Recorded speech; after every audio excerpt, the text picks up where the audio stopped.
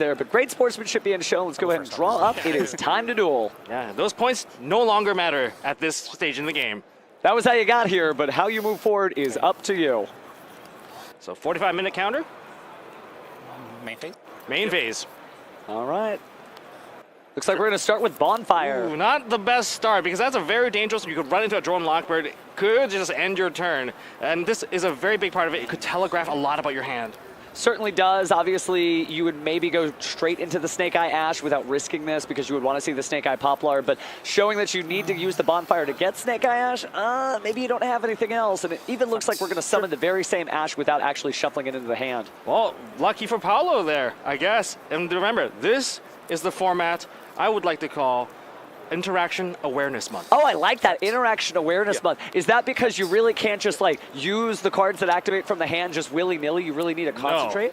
No. You have to focus on every interaction point that you can think. And there's just so many things. It's like going through a fog of war. You have to kind of feel your way through it, and hopefully you're not going to run into the big things that stop you. So we go into the Ash into the Poplar. Poplar has now added the field spell, and we're going to continue, and we're going to put a Snake Eye monster into the spell and trap zone. I've seen mostly Flamberge be the target here, but perhaps we got a different combo in mind.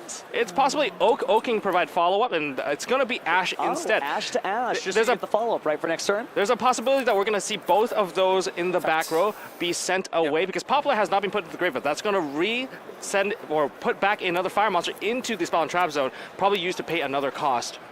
Well, there's the Flamberge Dragon. I'll be right. All good. Paolo just taking a moment to consider his moves. Maximilian doesn't have any responses so far. Perhaps he's holding on to a Nibiru. So when someone doesn't do anything, I think they just are holding back. They have to hold back because key timing is very important. You don't want to use your interactions too soon, and it requires some level of patience to just not go trigger happy on those cards. Oh, absolutely. We saw incredible patience last weekend, you know, holding on to an infinite permanence for as long as Jesse Cotton did. Really set a great example for this entire format. You can't just activate a card just because its conditions have been met. You need to wait to stop a card that actually is going to do something against you. And it's still possible that maybe there's a Nibiru right now. But now the Flamberge has been used, and we're going to continue moving on. We have the IP Masquerade being Link summoned and the Flamberge summoning back to 2. And we go to Link Rebo for continuing on with the Link summoning.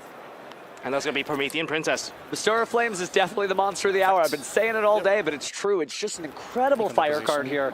And looks like we're thinking for just a moment about what we're going to do next. Is this the point of interaction? We're going to special summon back our Flamberge. And that's going to put the IP Masquerade into the spell and trap zone, ready for next turn to be resummoned out. Certainly a powerful option, letting you reuse the IP Masquerena. Again, special summoning it from the spell and trap zone because Flamberge is just that good. And speaking of that good, it's time for Wanted, Seeker of Sinful Spoils. Let's put up that poster and grab the Diabell Star from the deck. Very interesting timing. I think that was pretty smart. Just in case he did run into a drone lockbird, he could chain this card to add the card into hand just in the nick of time. Luckily, it seems like nothing's going against Paolo here, so if you're cheering for him, this is nothing but sunshine coming his way. But looks like we're going to go ahead and link off, send Bestower of Flames and the Snake Eye Ash to the graveyard. It has to be a Fire Link monster, probably an Amblo Whale. That has been the Amphibious Swarm Ship. Or we're going down. So there's always going to be that two direction, and we're going to attempt to retrieve a couple of cards here. Are we going to retrieve this turn, or is it going to be the next turn? Well, I mean, either way, you're definitely going to get that effect, whether Flamberge is bringing out the IP Masquerena to the same zone, or if you decide you're going to get another level 1 on the field and maybe tribute it off for Link Karibo. It was going to be a Diabell Star. Diabell Star effect, and that's going to put another Wanted. Now that's interesting. Does that telegraph that the original Sinful Spoils might be in the hand then? Do we choose to play it now? That's the question. We are going to play it now. We're going to send it away. Yep. Now this has got to be where you put the fire monster behind Sunlight Wolf in order to get its powerful effect to add something. Absolutely doing so with Snake Eye Birch. Okay, so Chain Link 1, Chain Link 2. There's 2 Chain Links here. 1, 2, 3. And the 3. Sure. You do the Chain Link 3 of the Link Karibo. You gotta do it. Special. Make sure that that monster is safe, sort of block out any enemy interference. It doesn't talk. No. Okay, so interesting question, by the way. It doesn't target. I wonder if that spoke about Ghost Spell and Haunted Mansion, although I feel like I would have seen that by now from Maximilian if he was going to discard it. Yep. And now we're going to activate the wanted Secret Sinful Spoil to put back a spell card to draw an additional card. This is just so much draw power. It really So much is. search power, draw power, everything does something out of the deck. It feels like all these spell cards, all they are monster replacements. They kind of are. I mean, it does give you a proxy for an additional monster card there. And speaking of additional monster cards, we're going to get Decode Talker Heat Soul to pay 1,000 life points and draw an additional card. All right. There's going to be another card likely on the draw phase of Maximilian as well. It's such a good card. It's a Pot of Greed monster, but we're going to put that away into the graveyard. I think now might be the point where the Amble Whale would come out. Instead, they're going to go for the Appaloosa. Seems like the play have shifted now. Just a little bit. That's going to be a 2-material Appaloosa. Not necessarily the strongest it could be, but gives you 2 ample anti-monster negation effects. And you're still going to be able to see the IP Masquerena brought up by the Flamberge Dragon, which means once that Appaloosa is done using its effects, it can be used as a link material to kind of keep the game going. I mean, I think all of these players that made it to the top, they are respecting against Super Poly. You don't want to play into the Super Poly. It's very dangerous if you leave 2 fire monsters on the field. But here we have Maximilian playing with the Fire King Snake Eye. Fire King's certainly going to have a different combos of play to get in the game. Looking at the current field, we have the field spell, we have also the Flamberge, and there's also the 2 negates that can come from the 1600 attack Appaloosa. There's a lot on the field, but not to mention there's also stuff in the graveyard. Don't forget the Promethean Princess is also in the graveyard, and we're going to start off with Bonfire as well. Does Paulo have the out to counter this, or are they going to wait? Okay. Well, it can't be the Apollo Usabo, the goddess. She is great, but she does not stop spell and trap effects. So you're right. Those bonfires are being used to get monster cards, and that's not something she can stop. Paolo wringing his hands, trying to figure out what he wants to do, but looks like we're going to go ahead and just let that resolve and add a new card. Now, Paulo, I think all of the players at the top cut, they do not express emotion in-game. They just like to keep their cool. Certainly do have to. Again, your teammates are there to keep you up, but your opponent can see if you need support. So if everybody's trying to cheer you on, it just tells your opponent, hey, he might be a little nervous. This is still like a really good position for Paulo. I mean, there was no real disruption. You have to play into it, and you need a significant amount of engine to push through any of the fireboards. Absolutely. The bonfire is a great start, but we need to see something next. Again, it's going to be 2 monster negates. Oh. Interesting. And that's going to hit by a crossout. I love crossout. Oh, it's so good. Crossout Designator is certainly a controversial card, but with so much of the format running these powerful staple cards, just like Nibiru the Primal Being or Triple Tactics Talon, stuff that you expect to see in a lot of different duels, you can go ahead and employ that yourself and banish it to negate it. And speaking about employing things, Gabriel is doing a great job representing his team, getting that first victory in the 2 out of 3 set that he's playing against Jeff Jones.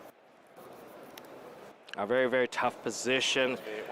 And now we're going to be activating a very mirror-esque play on Maximilian's side. Well, they certainly both know it's good. They wouldn't have gotten here otherwise. But we are going to go ahead and get into the deck there again. If you're noticing a certain commonality here, Dia Bellstar is going to be coming to the field just like she did for the opposite side on Paolo's board. But what are we going to be shedding here in order to get rid of Dia Bellstar? Obviously, with no cards in the field, you'd have to send something from the hand. It's still dangerous. Now we're going to send a Poplar. This is a wonderful play because you can go Chain Link 1 and do a Chain Link 2 to block away the Appaloosa from negating the Dia Bellstar. Free hand, right? So essentially you're just losing the ability to pay cost with that Poplar, if anything. If you negate it, but it's still worth it because there's a lot of things that do require face-up cards. Card management is key. It really is. Now, speaking of Interaction Awareness Month, Paolo considering what he's going to do, counting that Maximilian has 3 cards in hand. So it looks like the Chain Link 3 is going to be the Divine Temple of the Snake Eye, advancing the IP Masquerena. And then we're going to go ahead and discard Ghost Mortar and Moonlit Chill. Oh, so right now only the Diviner has been used, and the crazy part is that Flamberge Dragon can take your opponent's Spell and Trap monster and summon it back to their own field and just take it away. Certainly would be wild to go ahead and grab that. It used to be our turn, now it's our monsters. I think this is really, really well played by Paulo. Paulo being able to stop the Dia Bellstar, not being able to retrieve another card, setting it onto field, blocking access to the original Sinful Spoil Snake Eye. That puts Maximilian really, really behind. And you can't even get the additional draw with the Wanted because you don't have another Sinful Spoil spell or trap card in the graveyard. Fortunately, it did not get there because Ghost, Mourner, and Moonlit Chill was able to stop the Diabell Star. A nice way to creatively get around that without the chain block being any relevance. We're going to activate the IP Masquerena, performing the Link Summon during the opponent's turn in this main phase. And luckily, we're looking at SP Little Knight, of course. Does let us get that banish. The banish, the additional interaction, really just clearing out whatever Maximilian has. It's going to be above the graveyard, so right here. Sideways. Locating the banishment correctly there. But this is graveyard. And since Flamberge left the field, Slamberge, right? He does feel like Slamberge since he's dropping down the tables there. But we are going to see two level 1 monsters be special summons. It's going to be Poplar and Ash. That's so many falls. That's the most dangerous part. You extinguish the big flame, and then two little embers come out onto the field, and that's going to be the Ash and the Poplar. Ghost Mourner Moonlit Chill is such a cool card. Again, all these different, great zombie tuners of a certain, 0 attack, 1800 defense have revolutionized the game. But the fact that this one also does effect damage is incredible. It's a very good card to be using right now. And the monster did get removed from the field, so that's going to be about 2,500 damage. That's a lot. That really is, and it shows you that there's just so many different types of cards you can use. You don't have to just rely on your favorites. You can explore some new stuff too and get some great results. I would. How many cards left in Maximilian's hands at the moment? I don't think there's that many. Oh, I don't think All so. the cards were unable to retrieve additional cards, and now we have Fire King Island. Are we going to destroy a card to search a Fire King monster? I mean, desperation does happen sometimes. That's the only option left if we're pushing it. Oh, it seems like Michelle has won at table C. One point up at the moment. So it means the pressure's on. Paulo, his disciples are doing very well. Paulo's still yet to close out one of these duels, but again, Gabriel and Michelle both closing out one each. Now again, that's still 2 out of 3, so the blue team still has a chance there on both of those sets. But if it's anything like this table, their days may be numbered. I mean, if Paulo takes this one, the entire team will be 1 game up. That's a significant advantage. Certainly is. It means that either of Paulo's disciples would just need to close one more out, and that would be it.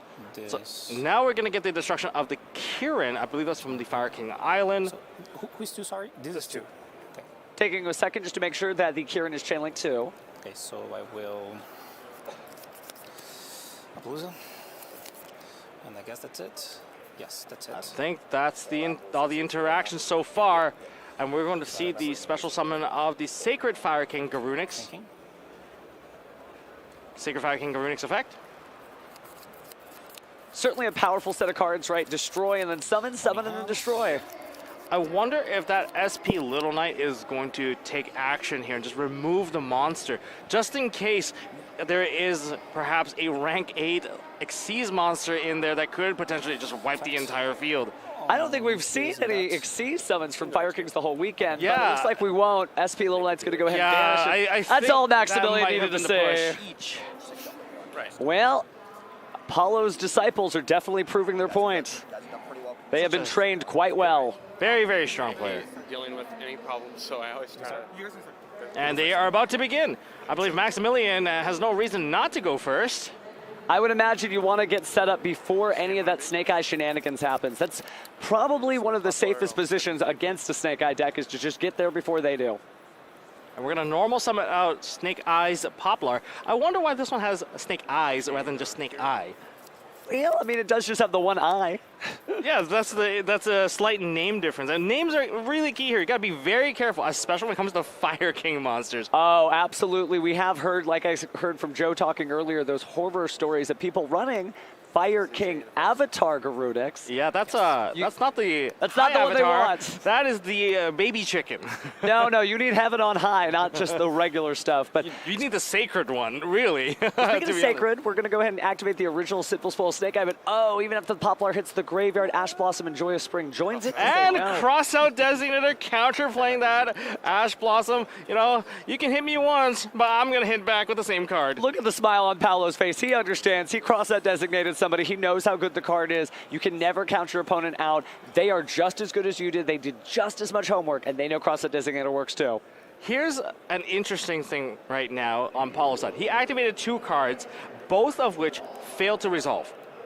That is significant. With 3 cards left in the hand, Maximilian just needs to build his field. He absolutely does. Hold on, that is a regular Kieran. It is. It's the one you don't want to see. And that's so funny. I mean, Fire King Avatar Kieran, a great card, sending the extra fire monster to the graveyard. But again, just be very careful when you fill out your deck list. We don't want to have any errors on that. But if you do put this card into your deck, just be very careful. Oh no, this is the Branded Chimera Classic. Both the crossout designator and then also get hit by triple tactics. You tried to do it to me, and I'm doing it back. So, we're going to go ahead and use the Forceful Sentry style effect that is looking at your opponent's hand and returning one card from the hand back to the deck. By looking at what Paulo has a Bonfire, an Ash, and the Flambear Dragon. The Flambear Dragon likely staying in hand because it's really hard to get rid of if you don't have the proper setup. But looking at the Bonfire and the Snake Eye Ash, Paulo has options. But you can get rid of one of them, and that's going to be the Snake Eyes Ash. Certainly helps set things back, means you have to use the Bonfire to get the Ash, and there's a possible interruption that you could use there, whether you have another copy of Ash Blossom in your hand or not. But that knowledge is crucial.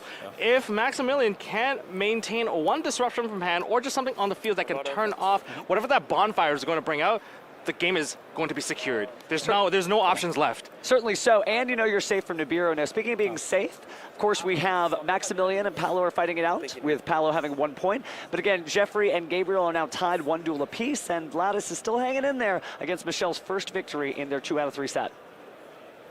So we're going to continue with the Fire King lineup. We have the Sanctuary, we have the Island, we have the legendary Fire King Ponix, we have the Sacred Garunix. This is just an all Fire King action here. Arvada has been not destroyed, it's in the graveyard as well.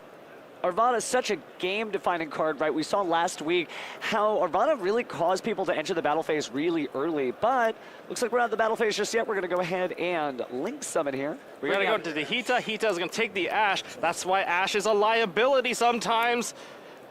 What do you mean I'm a fire monster? I know. Ash Blossom and Joy Spring being fire just recommends those other attributes. Why don't you try out Ghost Bell and Haunted Mansion? And welcome back, Fire King Avatar Arvada. That's going to be able to negate whatever that the Bonfire is going to add into hand. And now there's the Amblo Whale as well. That's a lot of follow-up for 2 cards remaining. That's going to be very difficult, especially when you know the Flamberge in hand. That Flamberge is not going to be able to do anything. Now, the Bonfire may not be able to stop by the Fire King Avatar Arvata, but again, it can destroy a fire monster in order to negate an activated monster effect. Paulo activating that Bonfire. That proves that, hey, maybe that other card he just got into hand might not be so great. We need to search out the option here. That's going to be the Arvada. Arvada searching into Ash. So with the Snake Eye Ash, though, the problem is if you summon... He there we did go. get there. So we happen to just draw the Infinite Impermanence, made it a lot easier. No longer have to worry about Arvada, which is, again, changed the way people play. And so here's Snake Eye Ash uninterrupted. That's a normal summon, so the Promethean Princess will not be activating at this particular point, but there's still a lot of disruption. Let's not count Maximilian out just yet. Sure, the line, the first wall is down, but we're going to add a Poplar. Poplar is going to activate the summon itself. That's a special summon. Are we going to see the follow-up from the Promethean Princess, the destroy cards, and just really set things up here? Again, the Fire King Arvada is just so incredible. It was a card that was extremely powerful in Duel Links. This is the first time it got onto my radar, but still is showing how much longevity a lot of these cards have. That's what makes the Yu-Gi-Oh! Trading card game so great. A card may be great now, but even better later. Okay, so we're going to special summon back the Promethean Princess. We're going to destroy the Snake Eye Ash with the effect. Poplar is still resolving. I believe got the original Sinful Spoil.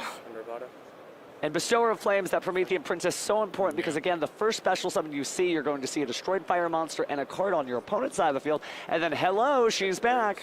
And here's why the Fire King line is so strong. So many monsters coming out. The Arvada was destroyed, so that summons back the Kieran. The Garunix activated. We're going to destroy the Kieran. We're putting everything back onto the field. And remember, that Arvada has not used the effect yet. It will come back online. It absolutely will. So when it's special summon, it actually still can attempt to negate and destroy cards. Yeah, and Paulo realizes that there's They know that things are kind of getting down to it because, again, with one duel ending, that does mean that if this is decided the wrong way, that could be the end of their tournament journey. But still, it's no easy feat making it to the top 16 tables. No, you absolutely should be proud of yourself for making it this far. Now, certain duelists won't take that on the chin. They're going to want to go all the way. But again, making it to the top 16 out of 571 teams is incredible. And speaking of teams, looks like you were absolutely right. Michelle did take 2-0 against Vladis. So now it's just to a set of 1-1 matchups. And we could have a walk-off home run victory if Jeffrey or Gabriel finishes their duel. Now, Michelle, I believe, was playing Voiceless Voice. So that was quite the surprise here. You're right. We did get to see some of the Voiceless Voice activity earlier on the broadcast, but right now it is all fire and fire services as we get Poplar, Ash on the field, and then activate that Divine Temple of Snake Eye. That field spell is so good. Even if you lose your copy of Flambeau Dragon and you still have a monster in the spell and trap zone, you can still push it to the front row, and that's important. Fact. Thinking about it, we're going to go ahead and just send Snake Eye Ash and The Oak into the graveyard. Poplar still can be used as cost later on, so that's okay. Likely going to go into the Flambeau Dragon at this particular point, and there it is. Snake Eyes, Flambeau Dragon. Flambeau Dragon, kind of an underestimated card once it first came out, but I'm so glad that Duelists have found out the power of this awesome monster. Now we're going to go ahead and possibly link summon into an IP Mask Arena, and then probably see Poplar and then Flamberge. I'm surprised that people did not pick up, like, this card is going to be amazing right from the get-go. What? This card can push monsters away, summon their monster, and give me 2 monsters, and can be summoned for free? Sign me up. It also just has great numbers, too. We've seen where that 3,000 attack has really come into play, just edging out the battle damage against your opponent, whether the clock is running out or not. So we have pushed the Snake Eye Oak back into the Spell and Trap Zone. We have not really used the effect there, so that's the wonderful part. Even if we do get hit by Nibiru, we do get the follow-up. We can push through, we can generate 3 monsters, and Promethean Princess will still occur. And with the IP Mask Arena here, likely it's going to be put back into the Spell and Trap Zone later on after we link this one off. And we have the rock. Everyone's just throwing rocks at each other this weekend. Snake Eyes Flamberge Dragon may be strong, but it's not strong enough to stop the coming of Nibiru the Primal Being. So this monster will be tributed to the graveyard. We'll go ahead and get a token out here. Token has been special summoned into column number 2 in defense position. However, that is a special summon on your opponent's side, and that's going to allow the Divine Temple of the Snake Eye to special summon back the Snake Eyes Oak. And the Oak has not used the effect, so we're going to get back a level 1 fire monster from the graveyard this time. Never mind. Counterplayed by the Ghost Bell. As you mentioned, the Ghost Bell is really, really good. It's been so strong, and it's not a liability because its attribute is not fire, it's not dark. You don't even have to worry about those light of the light charmers. Now Paulo has to stop and think for a second here. This is why Nibiru is strong. Nibiru alone, this could have been an easy out for Paulo. However, combined with the Ghost Bell now we're short a couple of monsters. It does remind you that no single card has been stopping the pace of these duels, but 2 put in combination together really has.